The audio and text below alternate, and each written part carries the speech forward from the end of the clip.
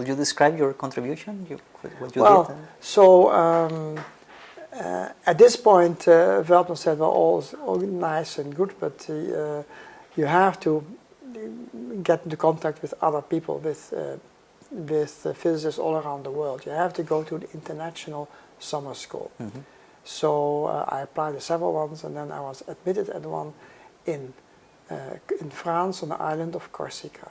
On Corsica, a French physicist from the south of France had organized a summer school. It lasted 3 weeks, and in that summer school, they would invite people from America, from Russia, from other places. Of course, many people come from France, and who would lecture about such topics as the kind that I was working on. So there was Benjamin Lee, there was Kurt Szymanczyk, there was Mitter, and various other well-known physicists who had been working on similar problems as what I was interested in. And there I learned that the problems they were not interested in were the Young-Mills theories. And because those were field theories, and field theories were still not really very popular in those days. Mm-hmm. Okay. And so, I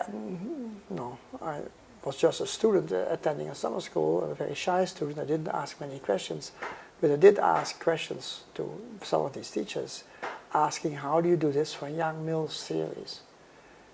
And the only answer they all gave me the same answer, saying, oh, you're a student of Veltman, ask him, he knows how to do these quantum field theories. But I realized that Veltman wasn't interested in a thing called the Higgs mechanism. Now it's called the Higgs mechanism, okay, or the Brout-Englert Higgs mechanism. And he was not interested in that because that was just mathematics, that wasn't the real stuff. He couldn't see how that could help his equations. But I saw what was happening, and so I think that was my contribution to focus on the Higgs mechanism in these theories. Mm-hmm. And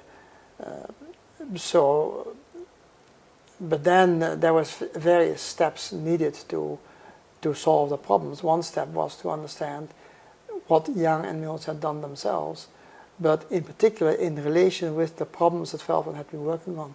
The problem was that these theories generate meaningless expressions which do not converge to any good answer. We call those infinity. So when you try to compute this integral, the answer is infinite.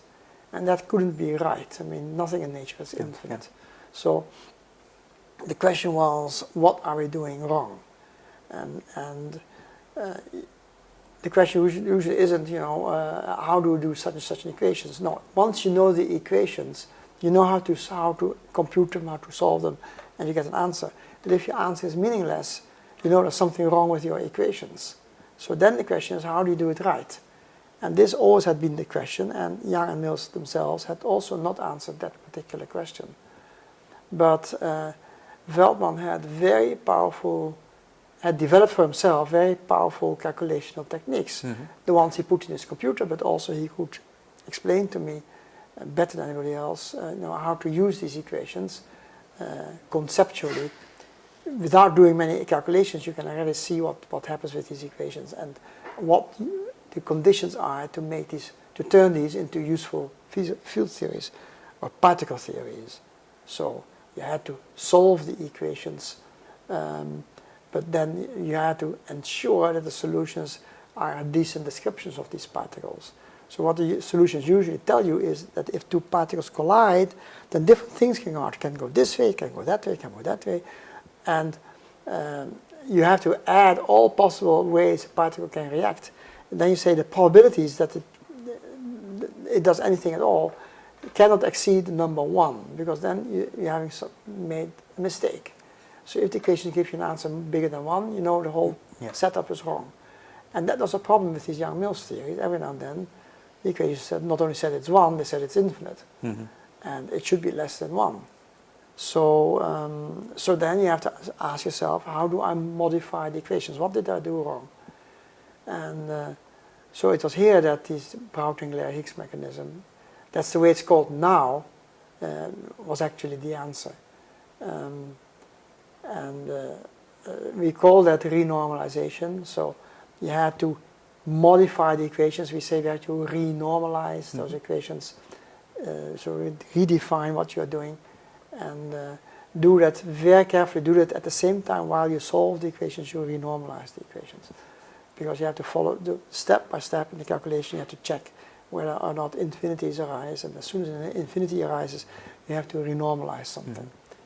And that was the way how it works. And so Veldman still was very skeptic when I said that I think I know how to do your problem. Because he said, look, I've been working on this for years. Why do you think you can solve my problem? And so I started to explain. He said, well, that's just mathematics. I want to understand how to start with the right equations. And I said, I have your equations. I can tell you this is a set of equations to start with. He was very surprised I could say such a thing. So he didn't believe. He said, well, here you have terms I've never thought of before. So it may be an interesting thought. I don't understand why that could possibly be of any help, but let me try to put that in and see what happens. So he punched in these cards and went to the computers, and then a few days later came back all excited, saying, well, there's something strange. These terms that you write down, they do something very interesting. The equations are still meaningless and still full of infinities, but I want to know what you did. And I said, so my question was, did you write down exactly what I told you, which is, all these coefficients, 1/2 and 1/4. He said, no, I left those out, those are irrelevant. And I said, you have to put the right coefficients in. And he still didn't believe me, so he instead of putting the 1/2 and 1/4 there, he just put the coefficient alpha, the coefficient beta, coefficient gamma, and then he went back to his computer, which told him that if you choose alpha is 1/2 and beta is 1/4, then all things cancel out. So he said, and I said, well, that's what I told you, look. And he was very surprised, because he said, how could you possibly have known? I said, well, I understand what's going on. And so then we had a very good team for a while, and so this is how we worked out that this is the way to do these theories.